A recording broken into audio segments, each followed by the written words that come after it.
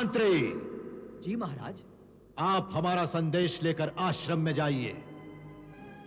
हम महर्षि अत्रि और देवी अनुसुईया को आदर सहित अपनी राज्यसभा में देखना चाहते हैं।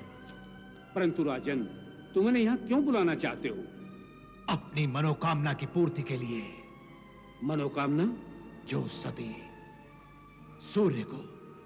सती सूर्य को उदय होने की आज्ञा दे सकती है, ब्रह्मा विष्णु महेश को बालक बना सकती है, वो क्या मुझे अमृत तो नहीं दिला सकती? महर्षि अत्रि और देवी अनुसुईया को हमारी मनोकामना पूरी करने के लिए यहां आना ही होगा। हाँ, आना ही होगा। महाराज कृतिवेर्य, तुम्हारी बातों में अहंकार का प्रदर्शन हो रहा है और शक्ति का अहंकार विनाश को निमंत्रण देता है। हाँ। इस प्रकार उनके प्रति अहम भाव दिखाना और स्वार्थपूर्ण व्यवहार करना शुभ लक्षण नहीं है। क्षमा करें राजगुरु, वृद्धावस्था के कारण आपको पाप पुण्य की चिंता सताने लगी है, परंतु धन और राजगुरु पद का लालच आप छोड़ नहीं पा रहे हैं। मेरे विचार में आपको ये सब छोड़ छाड़ कर संन्यास ले लेना चाहिए। संन्यास ले लेना चाहिए? वो भी राजगुरु को? ये मेरा नहीं, इस राजगुरु पद का अपमान है। मैं इसी समय इस पद का त्याग करता हूं। धिक्कार है राजन तुम्हारे शासन पर। ठहरो राजगुरु। राजा कृतवीर ने अपने राज्य में विद्रोह को कभी पनपने नहीं दिया है। मष्मती के इस राज्य में विद्रोह का एक ही दंड है, मृत्युदंड। हाँ, मृत्युदंड। राजगुरु,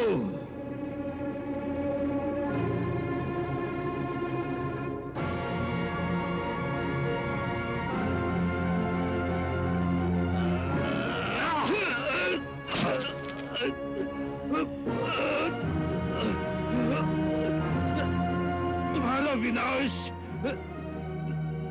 निश्चित है राजन, निश्चित है राजन, निश्चित राजन।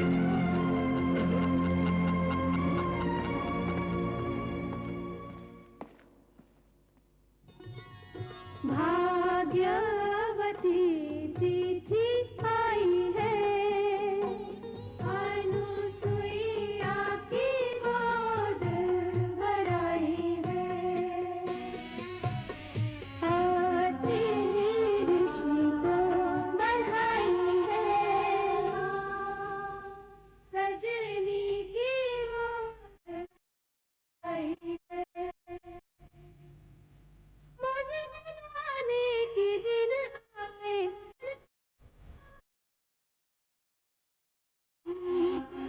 बड़ी खुदाई है, अनुसुईया की गोद भराई है।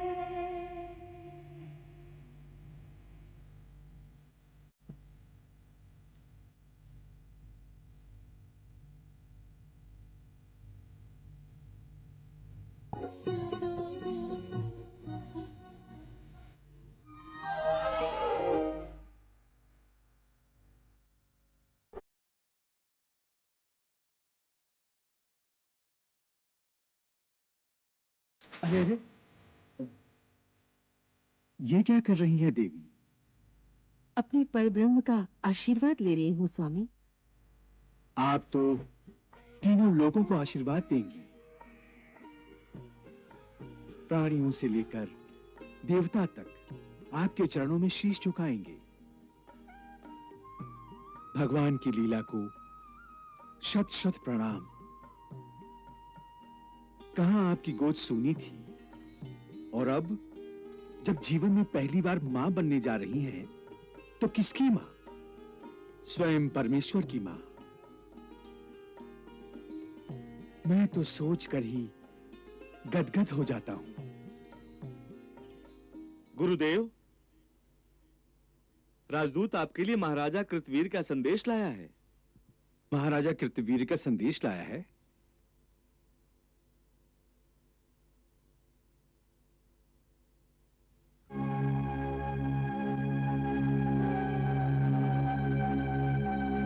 और हमें कितनी प्रतीक्षा करनी होगी?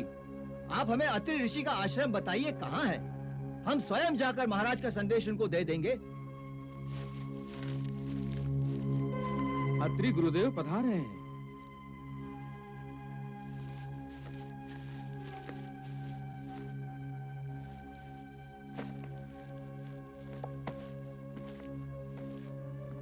महाराज कृतवीर के महामंत्री का प्रणाम स्वीकार कीजिए महर्षि। तुम्हारा कल्याण हो महामंत्री। यह आश्रम तुम्हारे महाराज की सीमा में तो नहीं है? फिर महर्षि, आपकी कीर्ति और यश, आपकी साधना और तपस्या, आपका ज्ञान और आपका कर्म भी तो सीमाओं को तोड़कर आगे निकल गया है। देवी अनुसुईया के सतीत्व के जय जयकार ने हमारे महाराज को इतना आकर्षित किया है कि उन्होंने आप दोनों पति पत्नी को अपनी राजसभा में आने का निमंत्रण दिया है।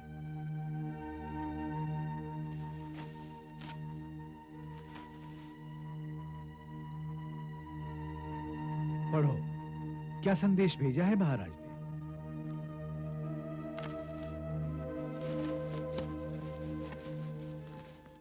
महर्षि अत्रि और देवी अनुसुईया को महाराज कृतवीर का प्रणाम। उन्हें मेरा आशीर्वाद देना। अवश्य महर्षि। हमारी परम इच्छा है कि आप भी हमारे साम्राज्य में आकर अपना आश्रम स्थापित करें और अपनी मायावी शक्तियों से हमें और हमारे राज्य को लाभ उठाने का अवसर दें। हमारी राज्यसभा में आपका आसन उच्च स्थान पर होगा। हमारी प्रार्थना मानकर आप हमें अनुग्रहित करेंगे, ऐसी आशा ही नहीं, हमारा विश्वास है कृतवीर महाराज।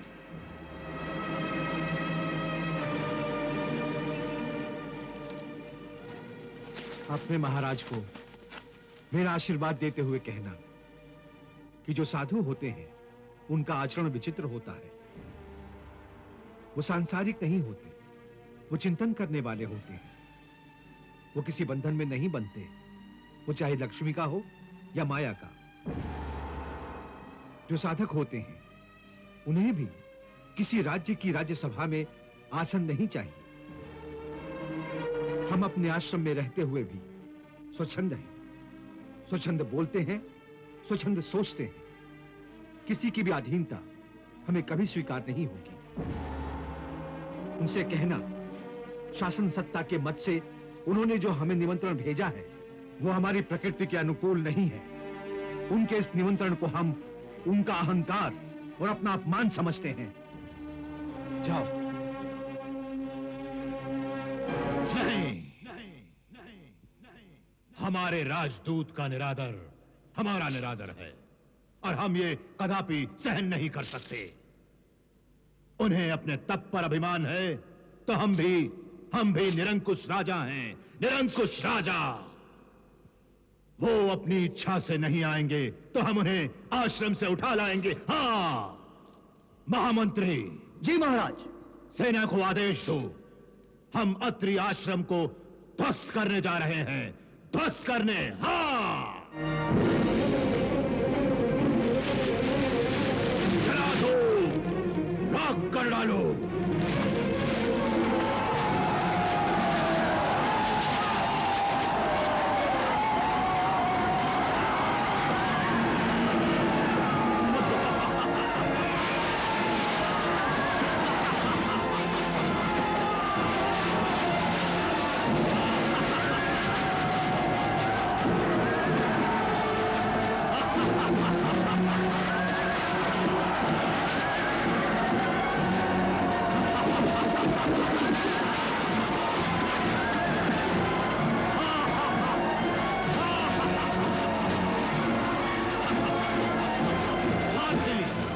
आगे ले चलो आश्रम की ओर।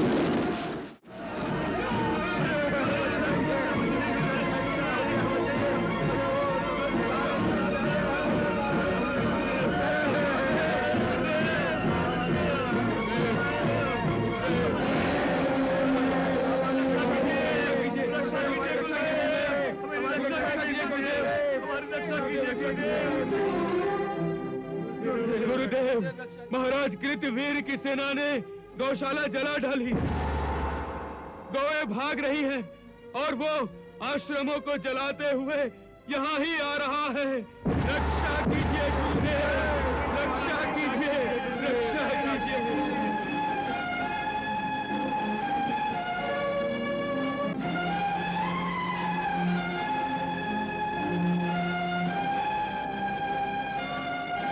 वहीं पे रुक जाओ।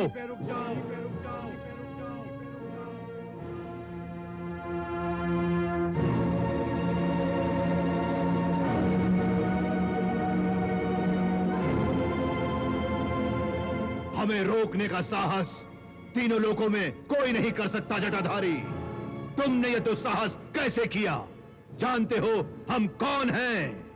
जो भी हो, तुम राजा नहीं हो सकते। राजा आश्रमों और तपोवन की रक्षा करता है, उनका विनाश नहीं करता।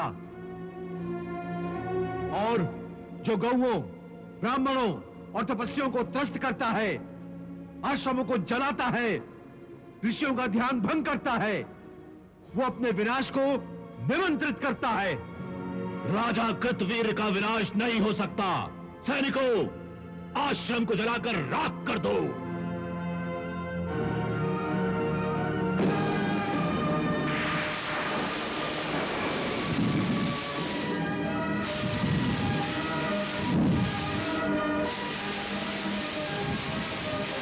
सन्यासी होते हुए माया का प्रयोग करता है। हाँ, तू जानता नहीं हम कितने बड़े मायावी हैं।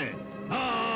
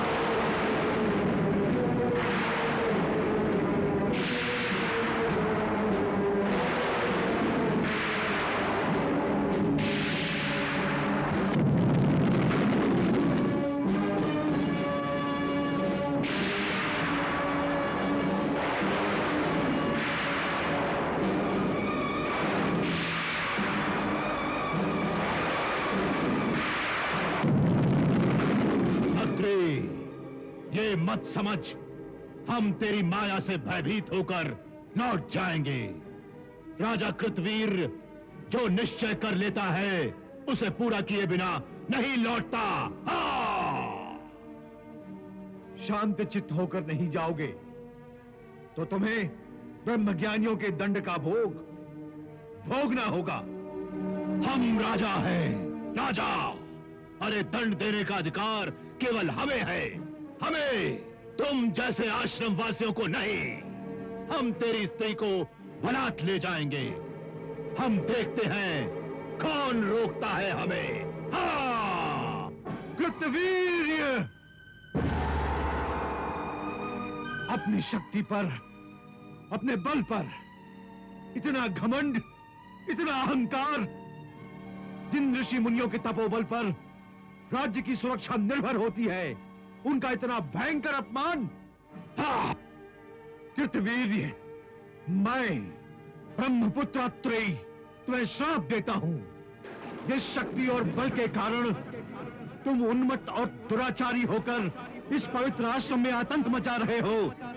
ऋषि मुनि, ब्राह्मणों और तपस्वियों के सामने शक्ति का घृणास्पद प्रदर्शन कर रहे हो, तो तुम एक ब्राह्मण के ही सामने शक्तिहीन हो जाओगे। एक ब्राह्मण ही तुम्हारे जैसे आसवी प्रवृत्ति वाले क्षत्रियों का विनाश करेगा, इस पृथ्वी को क्षत्रिय विहीन कर देगा।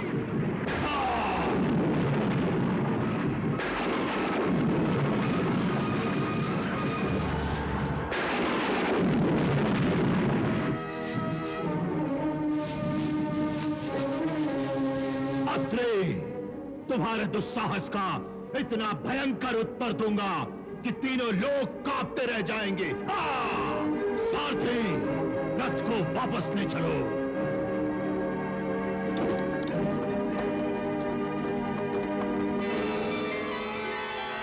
प्रणाम पिताश्री।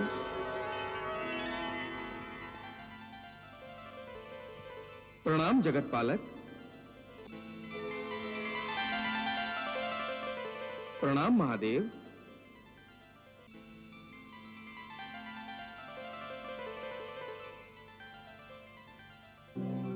आज आप बहुत चिंतित दिखाई दे रहे हैं देवऋषि। हाँ, इसी कारण तो आज हमारे कानों को देवर्षि नारद का नारायण नारायण सुनने को नहीं मिला।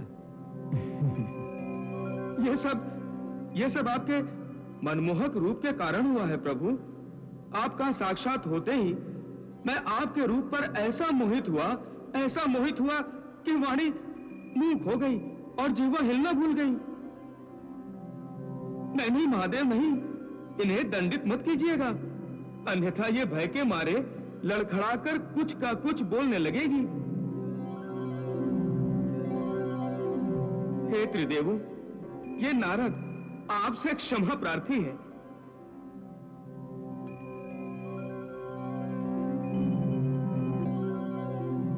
प्रभु, मैं पृथ्वी लोक पर अधर्म और अन्याय के बढ़ते हुए प्रभाव को रोकने की प्रार्थना लेकर उपस्थित हुआ हूं।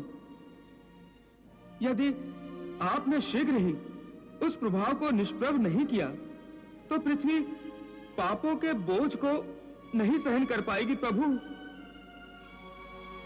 और हे त्रिदेवो, यदि स्थिति ऐसी ही रही तो पृथ्वी वासियों का परमेश्वर पर से विश्वास ही उठ जाएगा।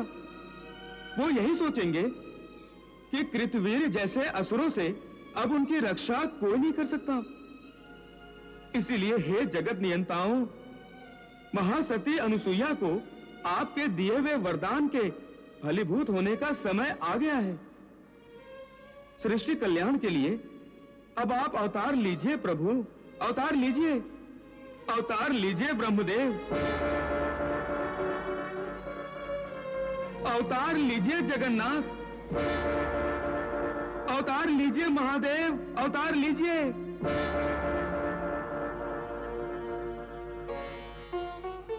तथास्तु, तथास्तु, तथास्तु।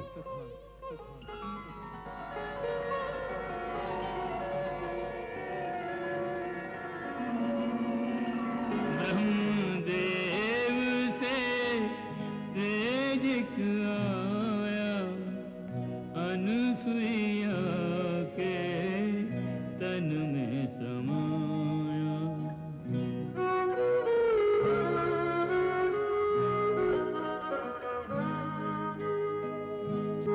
दत्तात्रेय के गुण लिए सारे, पुत्र रूप में विष्णु पधारे, पुत्र रूप में विष्णु पधारे।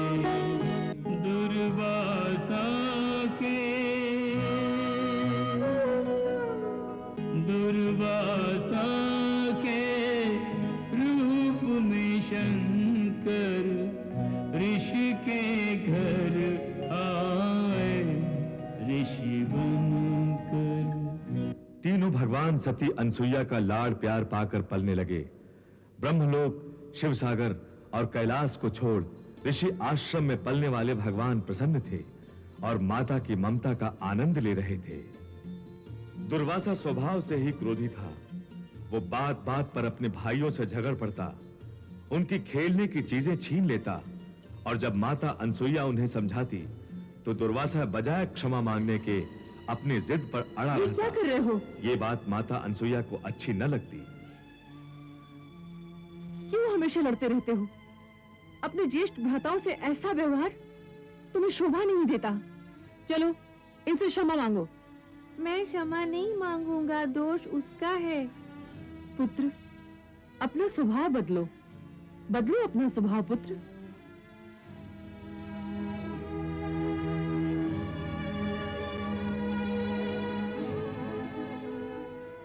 स्वामी, अब मेरा कार्य संपूर्ण हुआ। आप इन तीनों को शिक्षा प्रदान करें। अवश्य देवी। जब व्रत और ज्ञान की शिक्षा प्राप्त करते हुए तीनों बड़े हुए, युवा अवस्था में आकर ज्येष्ठ पुत्र चंद्रमस को अपने लोक की याद सताने लगी और उन्होंने माता अनसुईया से अपनी इच्छा प्रकट की। मां, मैं यहाँ पृथ्वीलोक में नहीं रहना चाहता, मैं ब्रह्मलोक जाना चाहता हूँ। कभी नहीं। फिर कभी अपने होठों से इस आश्रम को छोड़कर जाने की बात भी मत करना। तुमने ये सोचा भी कैसे? क्या नहीं मिलता तुम्हें यहाँ? किस पदार्थ की कमी है इस आश्रम में? कोई कमी नहीं है माताश्री, परंतु मेरा मन। महर्षि, क्या आपने अभी तक अपने पुत्रों को मन के बारे में कोई शिक्षा नहीं दी? दी है माताश्री। मन की चंचलता समझाई है पिताश्री ने हमें। चंद्रमस, मन को वश में रखना सीखो पुत्र। मन तो प्रातः सायं तुम्हें भटकाएगा। आज जो तुम्हें आश्रम से दूर ले जाना चाहता है, कल वो तुम्हें ब्रह्मलोक से दूर ले जाना चाहेगा। तो क्या यूं ही सारा जन्म भटकते रहोगे? मैं फिर से कभी नहीं कहूंगी तुम्हें, तुम इस आश्रम से कहीं नहीं जाओगे। जाओ, तीनों जाके सो जाओ। प्रातः उठकर यज्ञ के लिए समिधाएं लेने जाना है तुम्हें। प्रणाम माताश्री। प्रणाम पिताश्री।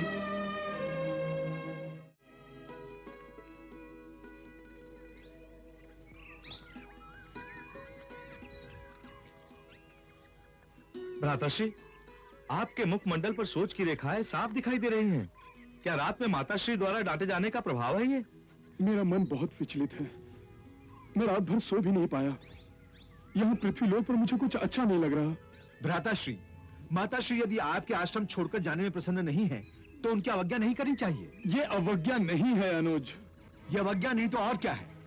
माँ की आज्ञा का पालन करना हमारा कर्तव्य है। उनकी आज्ञा के विरुद्ध कोई भी कार्य करना उनकी अवज्ञा, उनका अपमान है। परंतु अनुज, यहाँ मेरा मन नहीं लग रहा है। ये तो अपने आप को भी धोखा देना हुआ और माताश्री को भी धोखा देना हुआ। नहीं भ्राताश्री, माँ से धोखा मैं सहन नहीं कर सकता। मैं माँ को दुखी नहीं देख सकता। परंतु अनुज, मेरा यहाँ मन नहीं लग रहा है। आप यहीं रहेंगे, यहीं रहेंगे। यदि कहीं भी जाने का प्रयत्न किया तो मैं आपको श्राप दे दूंगा। नारायण नारायण नारायण नारायण।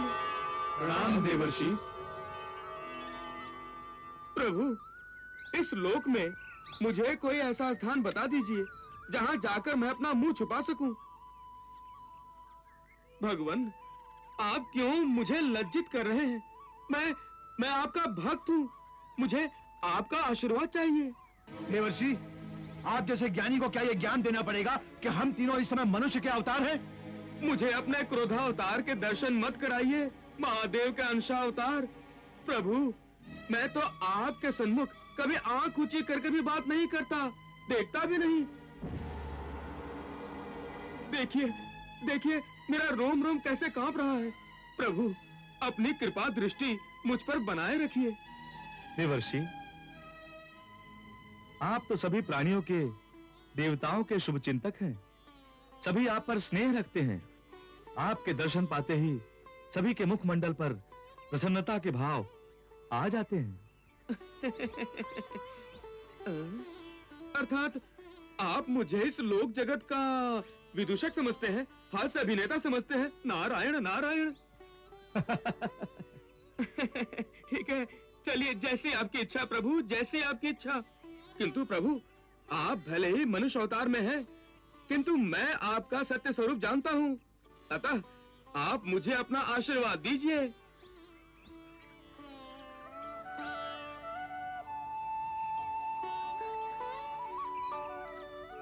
हे त्रिदेवों, आपका ये भक्त आपकी सेवा करना चाहता है, अतः यज्ञ के लिए समिधाएं मैं उठा लेता हूं। उसकी कोई आवश्यकता नहीं है देवर्षि। अगर आपको सहायता करनी ही है तो भ्राताश्री चंद्रमा की कीजिए। ये ब्रह्मलोक लौट जाना चाहते हैं और इस हेतु आपको माता अनसुईया को कैसे मनाना है, इस विषय में सोचिए। नारायण नारायण। अच्छा, अब समझ में आई सारी बात। मैं भी कहूं मैं यहाँ क्यों आया? अवश्य आप तीनों की दी हुई प्रेरणा ही मुझे आपके सम्मुख खींच लाई है। आपकी लीला को प्रणाम प्रभु, प्रणाम। आप भी क्या क्या काम कराते हैं अपने इस छोटे से नारद से, हैं?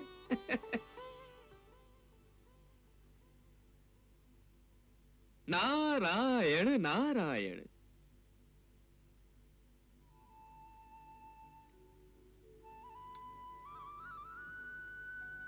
प्रणाम भाभी माँ। कल्याण मस्तु। प्रसाद लीजिए देवर्षि। आहा, मेरा सौभाग्य। ओहो, जय हो। देवर्षि, आप नारायण का जितना जाप करते हैं, लगता है एक दिन स्वयं ही नारायण बन जाएंगे। नारायण नारायण। भाभी माँ, आप स्पष्ट कह दीजिए ना कि मैं आपके आश्रम से बाहर चला जाऊं। नारायण नारायण। मुझसे ऐसी कौन सी भूल हो गई भाभी माँ, जो आप मुझे बताकर नहीं, जताकर मेरे कान खींच रही हैं? लाइए जगत माता, मुझे अपने चरणों की धूलि से अपने मस्तक को सुशोभित कर लेने दीजिए।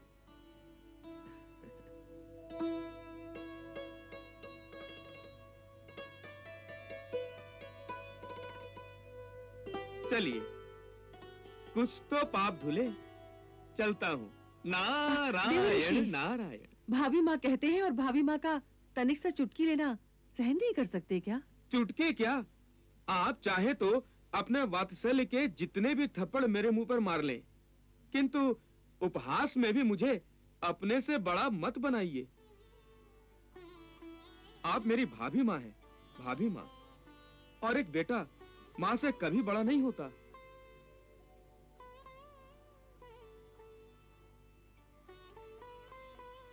ये क्या देवर जी, आपको इस प्रकार भावुक देखकर आपके भक्त क्या सोचेंगे?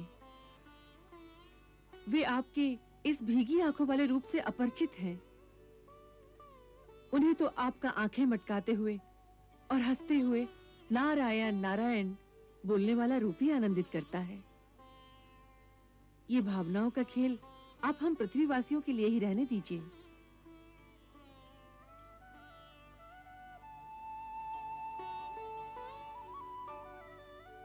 कैसे स्मरण हो आया हमारा देवऋषि? आपके इस आश्रम में तो सभी भक्तों के इष्ट विराजमान हैं देवी। उनके दर्शनों की अभिलाषा हमें इस आश्रम में खींच लाई। प्रभु ने तो वामन अवतार में 3 पगों में पृथ्वी आकाश पाताल माप लिए थे, किंतु आपने तो एक ही वरदान में ब्रह्मा विष्णु महेश को अपने में समो लिया है भाभी मां। नारायण नारायण। आप क्या मेरी प्रशंसा करने आए हैं? नहीं नहीं, मैं त्रिदेवों के दर्शन। वो तीनों तो बाहर हैं। हाँ हाँ भाभी माँ, मैं उनके दर्शन तो बाहर कर आया हूँ। अब मैं उनकी एक प्रार्थना लेकर आपके पास आया हूँ।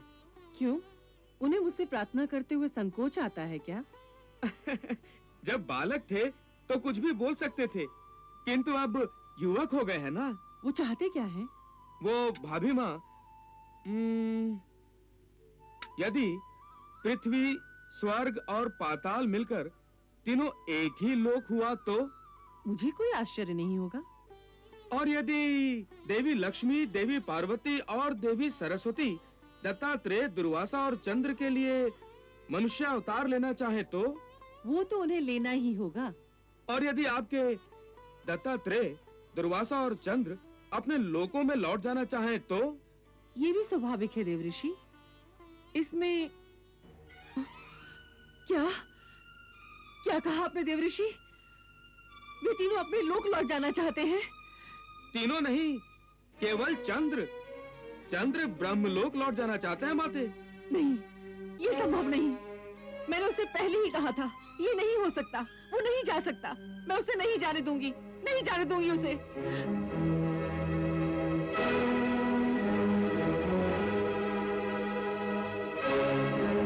जगत नियंताओं, आप फंस गए। अब तो आप ममता के ऐसे बंधन में बंध गए हो जो कभी टूटने वाला नहीं। नारायण नारायण।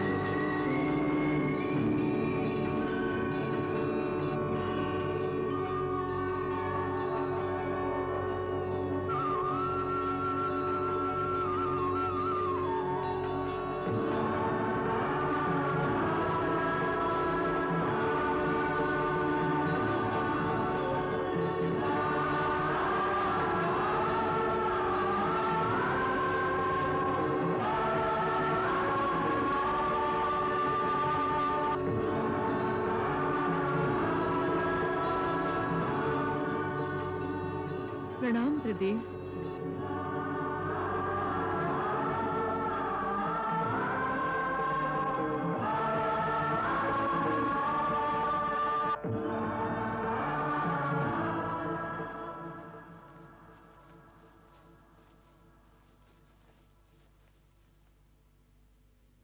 ये क्या माताश्री, आप किसे प्रणाम कर रही हैं? परब्रह्म परमात्मा को। परंतु माता का स्थान परब्रह्म से भी ऊंचा होता है माताश्री। क्या इसीलिए परब्रह्म परमात्मा अजन्मा है? नहीं माताश्री, परब्रह्म ने तो माता का सुख अनुभव ही नहीं किया, इसीलिए तो हम तीनों ने आपकी कोख से जन्म लिया। हम जगत को यह संकेत देना चाहते थे कि परमेश्वर से भी श्रेष्ठ कोई है तो वो है माता, क्योंकि अजन्मे परमेश्वर को जन्म देने की क्षमता केवल माता में ही है। नारायण नारायण, आप धन्य हैं प्रभु, आप धन्य हैं। हाँ माँ, माँ से बड़ा इस सृष्टि में कोई नहीं है। माता से ही सृष्टि है।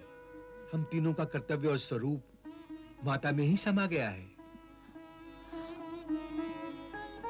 सुर हो या असुर, दैत्य हो या देवता, दानव हो या मानव, माता हर किसी के लिए पूजनीय है, वंदनीय है, क्योंकि माता ही माता, पिता और धाता है।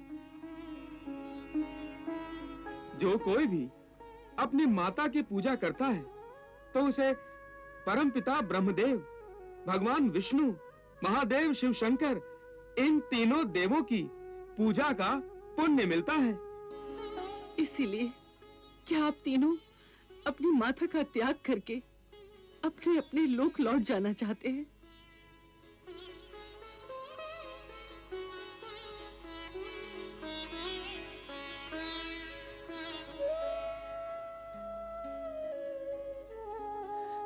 अनसुईया देवी, आप तो परम ज्ञानी हैं।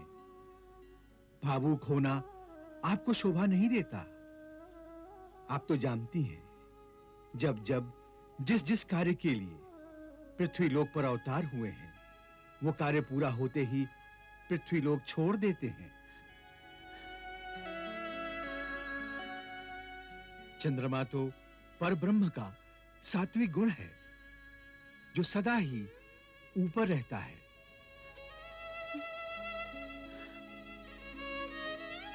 यही कारण है कि तुम्हारा चंद्रमा ब्रह्मलोक जाना चाहता है। वो पृथ्वी लोक पर रह ही नहीं सकता।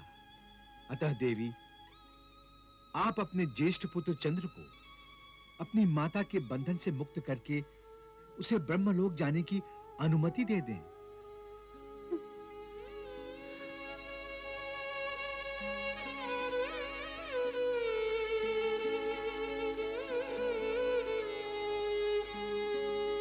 जाओ पुत्र जाओ, तुम्हें मैंने अनुमति दी। मैंने तुम्हें अपनी ममता के बंधन से मुक्त किया। जाओ देवलोक जाके अपनी इच्छा की पूर्ति करो। तुम्हें तुम्हारी माँ का आशीर्वाद है। जाओ पुत्र।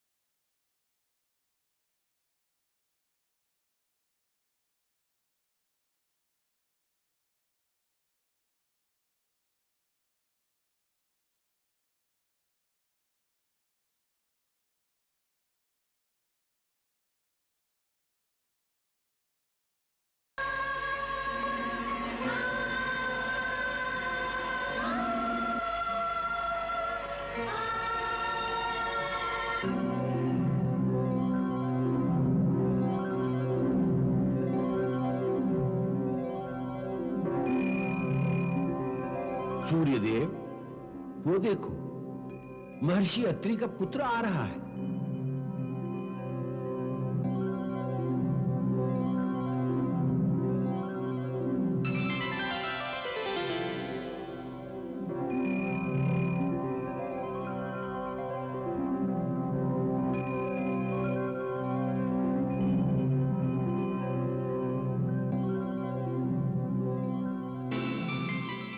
आदि पिता को प्रणाम।